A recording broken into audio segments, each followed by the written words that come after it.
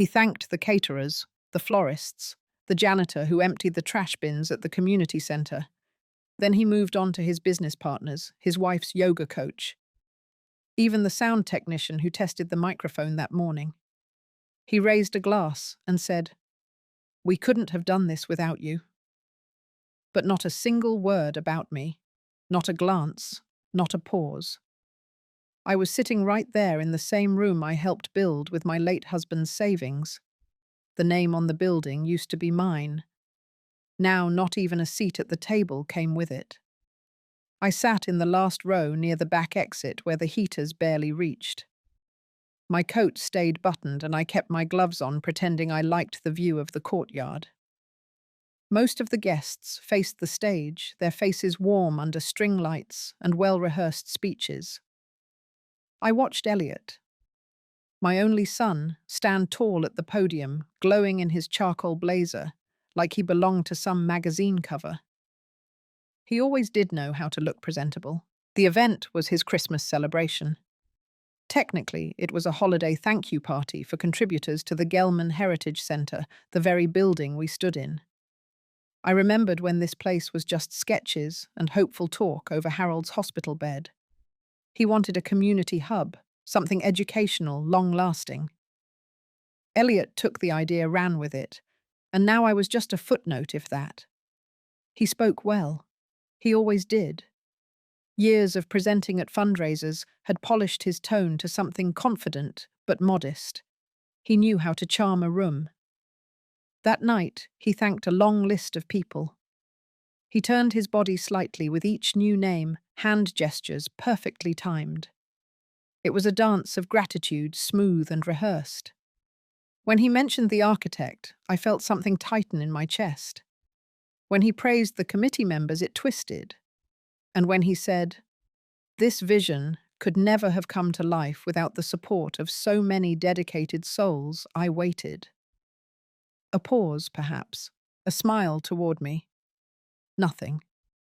I stared at the empty place card in front of me. Mine didn't have a name. It just said guest of honor, the kind of title that lets people skip actually calling you anything. There was no family photo slideshow, no framed picture of Harold near the tree, no quiet word from Elliot even after the applause died down. That's when I knew. This wasn't my story anymore. I was no longer the beginning of anything here, only a placeholder, a quiet seat in the back. But I didn't leave. Not yet. Not before understanding how far this erasure had gone. If you've ever sat through a celebration where your name was missing, where your love and labor were swallowed up by someone else's spotlight, then maybe you know what that night felt like. Cold didn't come from the air. It came from being invisible.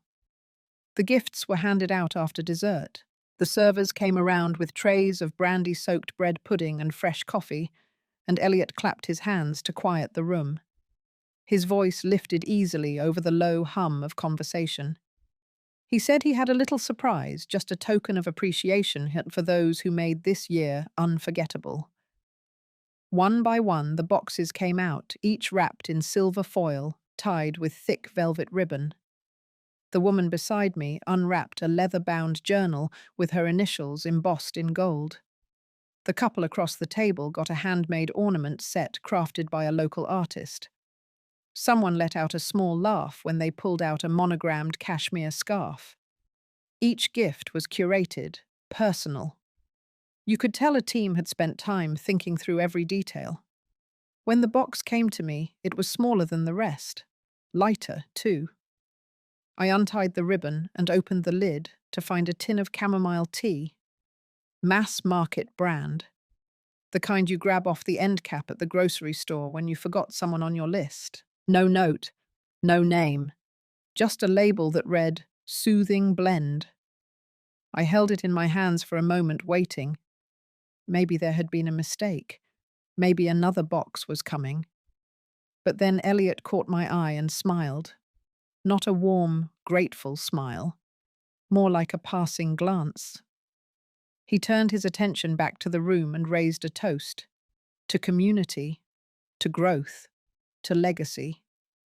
People clinked their glasses. I sipped water. The metal tin felt cold in my lap. Brianna, his wife, leaned toward me and whispered something about how thoughtful Elliot had been. She said with a tone like a closing door that they knew I liked simple things. Her smile was tight. She wore a diamond necklace I had seen in a catalogue Harold once circled for me years ago. He never bought it. But here it was glittering under the lights. A photographer passed by asking for a group picture. People gathered near the tree. I stood up halfway, thinking I would be called, but the group had already filled in arms around each other, cheeks pressed close. I sat back down. The photographer snapped the shot. Behind them, the plaque on the wall still bore my last name, but no one was looking at it. I placed the tea back in the box, folded the ribbon carefully and closed the lid. I didn't say anything. Not to Brianna, not to Elliot, not to the woman next to me who had started showing off her journal. Some things don't need to be said out loud. Some things just settle inside you quiet and sharp, like metal on your lap, like steam from someone else's cup, like watching your place get smaller with every passing gesture. When the group started moving toward the front lobby for the next round of speeches, I slipped away through a side door. I didn't need to hear more names or witness more polished gratitude. I knew the layout of this place better than most. After all, I had helped shape it, when it was just blueprints and budget discussions over late dinners with Harold. I made my way down the hallway past the glass display of historical photos and donor plaques. The lights dimmed slightly the further I walked, like the past fading behind the brightness of whatever came next. At the end of the corridor was a door marked Archive. The keycard still worked. I had kept the access pass all these years, though no one ever asked for it back. Inside it was quiet. Just the hum of a small heater and the smell of old paper and wood polish. This used to be the planning room. Harold and I had spent hours in here mapping out how the centre could serve the community. Not as a brand, not as a platform, but as a living space where people felt seen. I stepped to the far wall where the original floor plan had once hung. It was gone.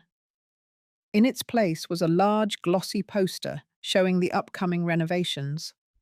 The new design was slick, full of buzzwords. Flexible event space, multi-use gallery, youth innovation pod. Not a single mention of the Reading Corner for seniors, no trace of the local history listening room. Both ideas had been mine. My eyes scanned the renderings. The walls had been moved, the room names changed. The spaces we had fought to preserve were gone, erased like they were never part of the vision.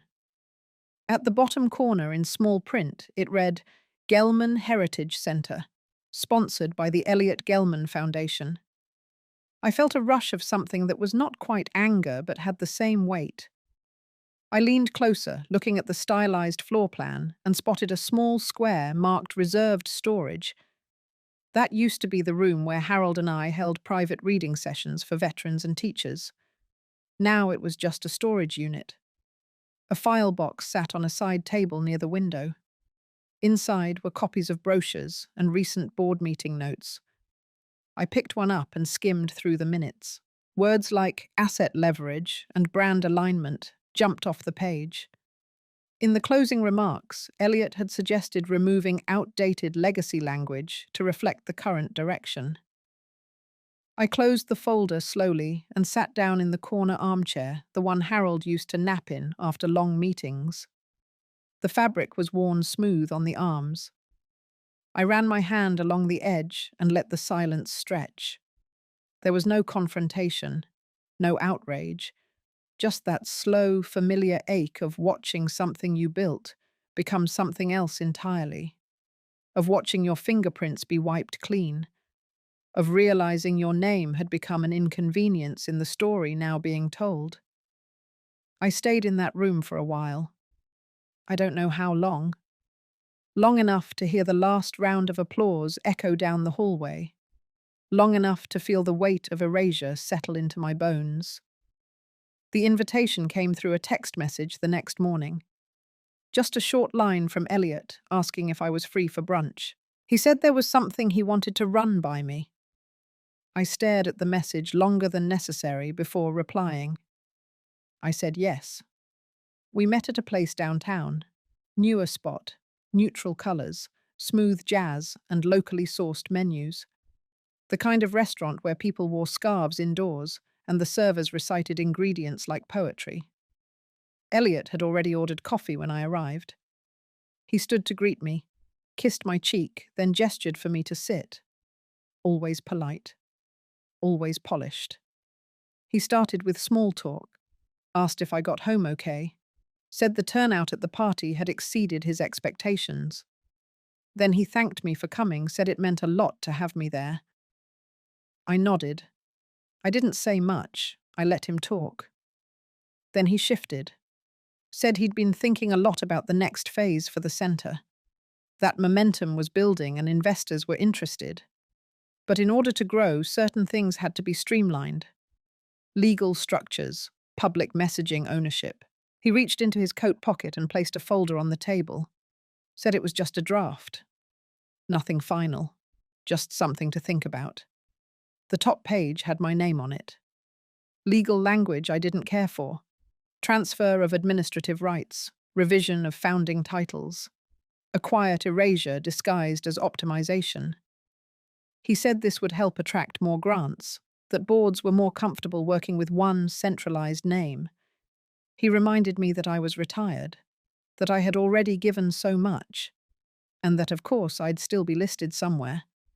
Honorary, founding inspiration, something tasteful. I looked at the folder, then back at him. He wasn't pushing, he didn't raise his voice, he never did. His tone was calm, his face open, but the pressure was there, woven into the smoothness. The kind of pressure you can't argue with because it doesn't give you anything to push back against. I didn't open the folder. I folded my napkin slowly, set it beside my plate, and said I would take a look at it later. He smiled and said, "Take my time." The check came before I finished my tea. He paid, of course, said he was proud of what we were building. We. The word hung in the air between us. I walked back to my car with the folder pressed against my side. It wasn't heavy, but it weighed down my steps. When I reached the driver's seat, I didn't start the engine right away. I just sat there, hands resting on the steering wheel, eyes on the quiet street ahead. He had asked nothing, not directly, but he had made everything clear. By the time I pulled away, the brunch was already slipping into the background. What stayed with me was that folder, still unopened, still humming with quiet instructions, still waiting for my name to disappear. That night I couldn't sleep. The folder stayed on my kitchen table unopened under the soft pool of light from the old lamp Harold used to read under. I had made a cup of tea and let it go cold. Every time I reached for the folder, something in my chest pulled back. Not fear exactly, not confusion either, just a heaviness. Like opening it would make something final. Around midnight I went to the back room, the one Harold had called the quiet room. It used to be his space for letters, old photographs, and papers he never wanted filed away. Most of it had been boxed up after he passed, but I kept one cabinet untouched. Not out of sentiment, more out of habit. I opened the bottom drawer and found the yellow envelope almost immediately. It had my name written in Harold's handwriting. Neat, tilted slightly right, like always. The seal was still intact. I had never opened it. I didn't even remember why. I took it to the table, pushed the folder aside, and slid the letter out. There were 2 pages, one typed, one handwritten. The typed page was a certified copy of the property title. The community centre was listed under my name alone. Not jointly, not through a trust, not with Elliot. Just me. And attached was a statement from Harold's estate, declaring that upon his death, his financial contribution to the center would remain protected under my discretion. The handwritten page was short, just a few sentences. If the time ever comes when you feel like you're being erased, this is your anchor. You are not an accessory to someone else's story. You built this, and you decide what happens next. I read it twice, then again. The light above the table flickered slightly. I looked back at the folder still unopened, still resting beside the empty teacup. Elliot hadn't asked directly for the rights, but he hadn't needed to. The shape of the conversation had made it clear. He wanted control. He had used politeness like a soft blade, and now he was closing in. I folded the letter, placed it back in the envelope, and slid it into my cardigan pocket. The folder stayed where it was. Instead, I opened the cabinet again and pulled out a small box labeled Archive Room Keys. Inside were a few keys, a thumb drive, and a copy of the center's original mission statement. My handwriting was still on the margins. Notes about accessibility, warmth, human dignity. I sat back in the chair and let the room settle around me. The quiet felt different now, not empty, not defeated, just full of something that had been waiting to wake up. Harold had known, long before I did. He had given me something I hadn't realized I needed, not money, not ownership, but permission to stand my ground, to protect the space I helped build, and more than that, to protect my name, my story, my presence. I turned off the light, went to bed, and left the folder where it was, still sealed, still trying to rewrite something I was no longer willing to let go. The next morning, I called Esteban Salas. He had been Harold's attorney for almost 2 decades. A quiet man, always dressed too formally, even when he came over for coffee. We hadn't spoken in years, not since the estate settled. But he picked up on the second ring. I told him I had a few questions about a document Harold had left behind. He told me to come by after lunch. His office sat on the second floor of a sandstone building downtown, just above a tailor shop that had been there since I was in my 30s. The staircase creaked exactly the way it used to. The waiting room smelled like old books and furniture wax, the same warm scent I remembered from every visit with Harold. The framed degrees on the wall had faded slightly, and the lamp on the side table still leaned too far to the left. Esteban greeted me with the same gentle tone he always had. No rush. No small talk. Just a nod and a chair pulled out for me. He waited for me to explain. I handed him the envelope and said nothing else. He took his time reading through the pages. Then he folded his hands and looked at me the way a person does when they know something matters more than it appears. Harold was thorough, he said, and careful. He didn't leave that paper in your hands by mistake. He knew someday you might need a way to protect what both of you built. I told him about the brunch, about the folder, about how I had sat through my own erasure like a guest in someone else's story. Esteban didn't react much, but his voice got quieter. He asked if I wanted to contest anything formally. I shook my head. This wasn't about dragging Elliot through courts or headlines. It wasn't revenge. It was clarity. I told him I wanted to create something new with the property, something independent, something that couldn't be absorbed or renamed or stripped down to PR language. I didn't know what to call it yet. I just knew it had to start now. He nodded, said it could be done, that the documents Harold left gave me full control. More than that, they proved intention. Not just ownership, but purpose. And that made all the difference. We spent the next hour going over steps, establishing a new non-profit entity, registering it under my own name, creating bylaws that locked out any future override by outside interests. He would prepare the paperwork. I would come back in 3 days to sign. When I stood up to leave, he paused and said one more thing. You don't owe anyone silence. Least of all when your silence is the only thing holding their version of the story together. I walked down the stairs slower than I came up, not because I was tired, but because everything under my feet felt steadier. That night, I cleared a drawer in my hallway for new papers, labeled a fresh folder with my own handwriting, and for the first time in a long time, I didn't feel like I was guarding a past. I was preparing for something that hadn't existed yet, but would, because I said so. I started with Ellen. She was 2 years older than me, a retired nurse who lived down the street. We hadn't spoken in months, not since the neighborhood book exchange closed. I called her and said I wanted to talk about something. Not urgent, just important. She came by with a tin of butter cookies and her cane tucked under one arm. We sat at my kitchen table, sunlight falling through the window in soft angles. I asked her to tell me the first time she felt invisible. She blinked, then laughed like it was a strange question, but her voice shifted when she started talking. She spoke about hospital nights, how she worked 30 years, then got invited to her own retirement party as an afterthought. She talked about being told she was too slow, too old-fashioned, too soft.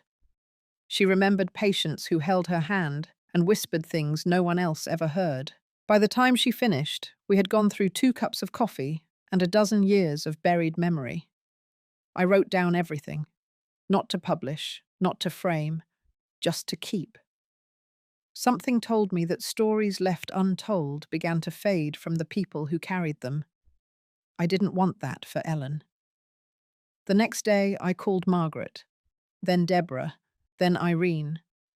One by one, women I had known through volunteer circles, library groups, bridge clubs.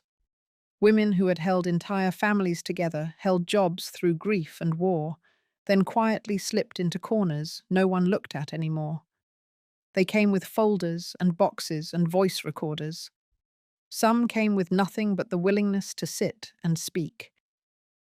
We sat in the den or in the backyard, under the small string lights Harold had hung years ago. No scripts, no plans.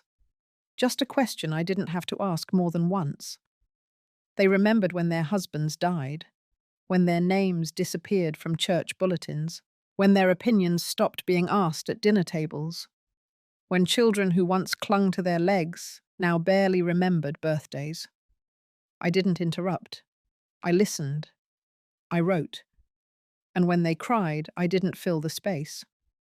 I let the silence do its work.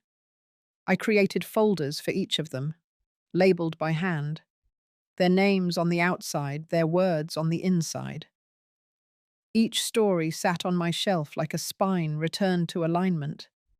By the end of that week, the cabinet that once held Harold's documents now held 24 narratives, some only a page, some almost a book. I didn't call it anything yet, but in my head I had started saying the phrase, the memory vault. Not because the past needed to be preserved, but because the women who built it did. I knew Elliot wouldn't understand. He would call it small, sentimental, off mission. But that didn't matter. This wasn't about mission statements or public image. This was about reminding people like Ellen, like me, that the things we lived through were still real, still ours, still worth keeping. A week after my visit to Esteban's office, an envelope arrived by courier. Cream-colored paper embossed seal my name, handwritten across the front in blue ink. I already knew what was inside. I didn't need to open it to feel the pressure it carried. I brought it into the kitchen, placed it next to the teapot, and let it sit there while I finished folding a load of laundry. There was something deliberate about waiting. I had learned over the course of many quiet years that silence often says more than reply. Eventually, I opened the envelope. Inside was a second draft of the agreement Elliot had offered me over brunch. Slightly revised language, more polished formatting. This time it included a letterhead from a law firm I didn't recognize and a brief note from Elliot. He said the board was eager to move forward, that this version had clarified a few things for my peace of mind. He ended with a sentence about legacy. How proud Harold would have been to see everything coming together. I folded the papers and placed them back inside the envelope without signing a thing.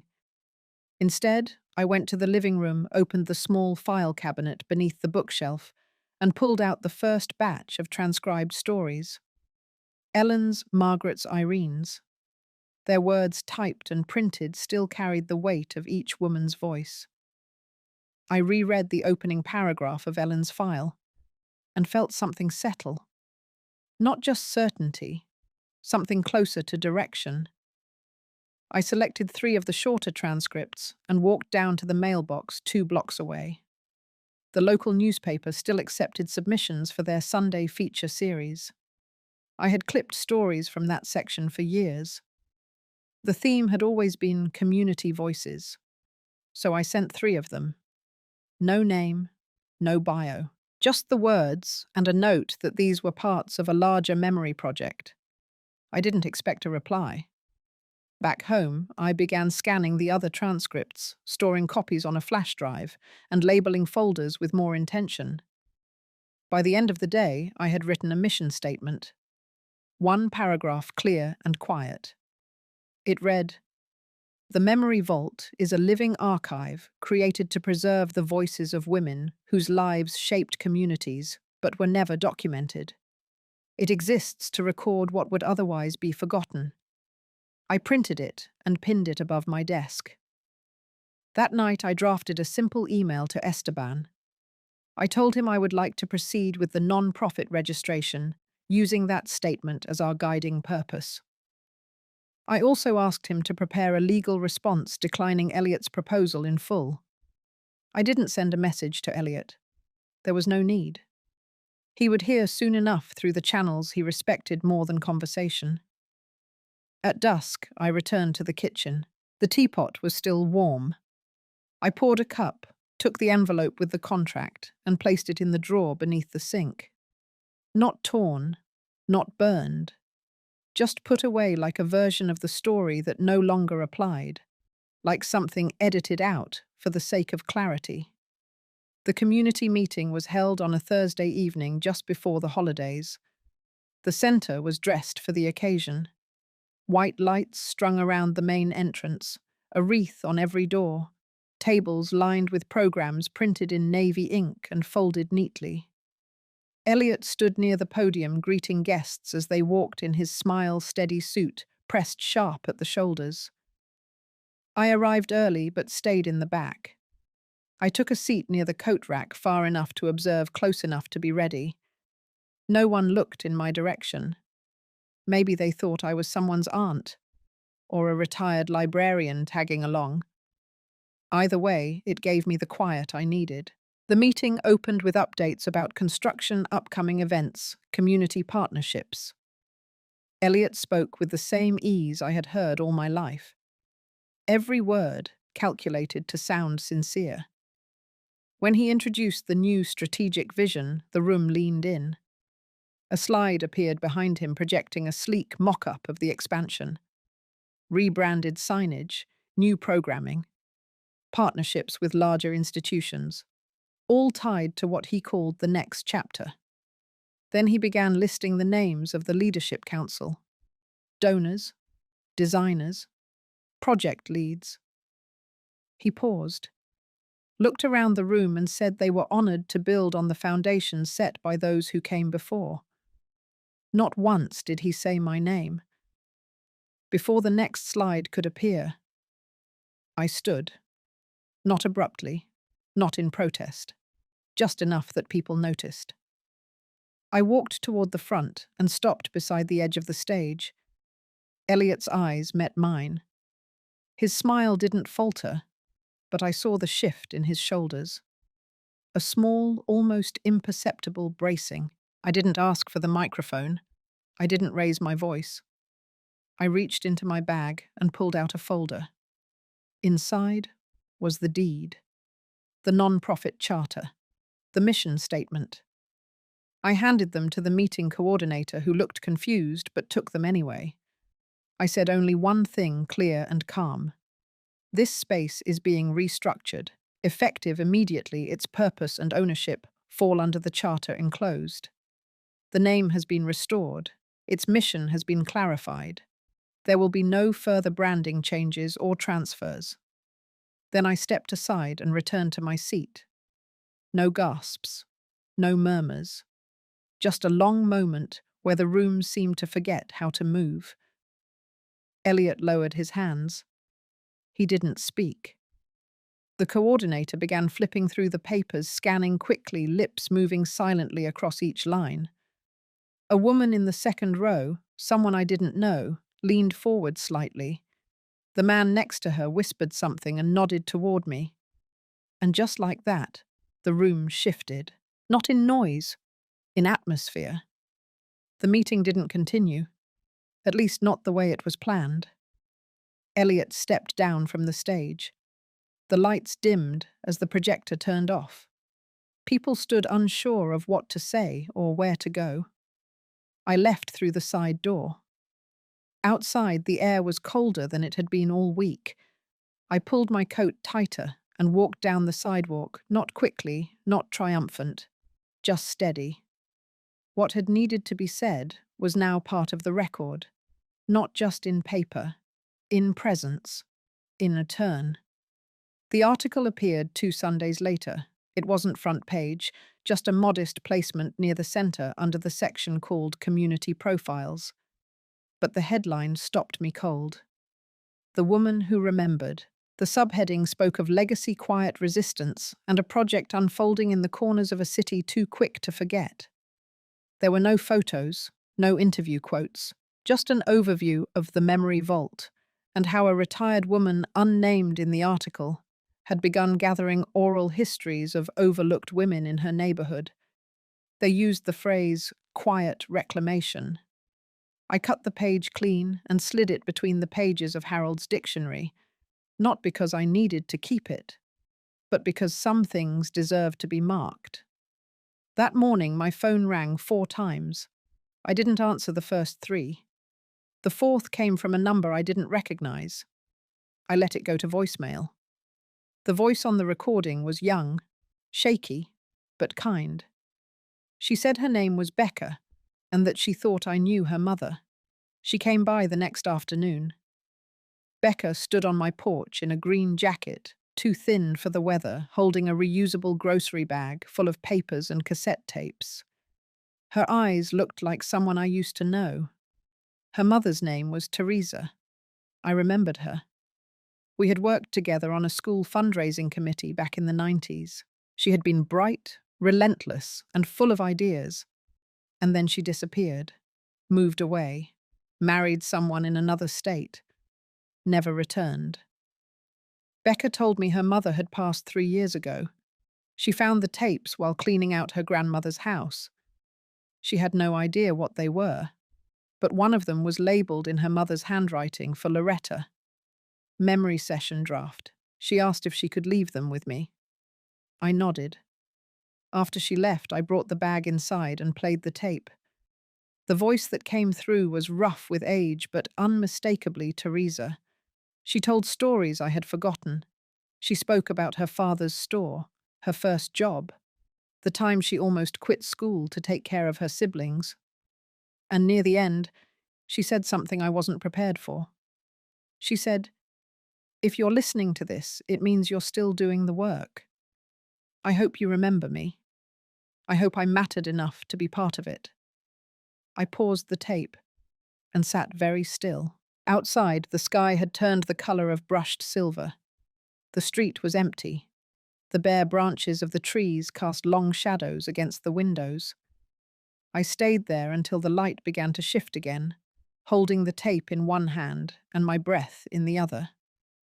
Later that evening, I wrote Teresa's name on a new folder. I added it to the others. One more spine. One more life returned to place. Not everyone would understand what that meant. Not everyone needed to. But someone had remembered, and someone else had known it was worth passing on. The first gathering took place in the smallest room of the center. The one that used to be the children's reading corner back when Harold and I dreamed it would be more than a building. The carpeting had been replaced. The shelves moved around, but the windows still faced west. Light poured in slow and gold through the blinds that afternoon. We set up chairs in a circle. No stage, no podium, no titles.